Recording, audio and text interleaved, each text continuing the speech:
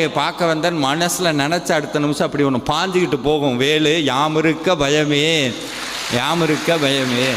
இன்னைக்கு பரிகாரம்ங்கிற பேரில் நம்ம எல்லாத்தையும் பண்ணுறோம். தவறு இல்லை. ஏன்? நம்மளுக்கு வழி தெரியலை, வழி நம்மளுக்கு தெரியல. இந்த பரிகாரம் பண்ணும்போது ஏன் சென்ற நிறையா பேர் கேட்பாங்க, நாங்கள் போகாத கோயில் இல்லை, பண்ணாத பூஜை இல்லை, கும்பிடாத தெய்வம் இல்லை, எல்லாம் சொல்கிறோம். ஏன் எனக்கு பரிகாரம் பலிக்கலை அப்படின்னா ஒன்றும் இல்லை.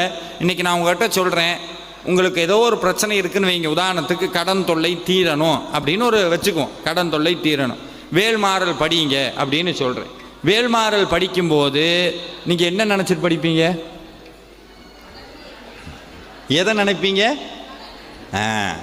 கடனை நினைப்பீங்க. முருகனை அவர் சார் எங்களுக்கு கடன் தீரணும் சார். ஒரு உண்மையை சொல்லட்டுமா? பூஜை பண்ணும்போது எதை நினைக்கின்றோமோ அது சாத்தியமாகும். நல்லா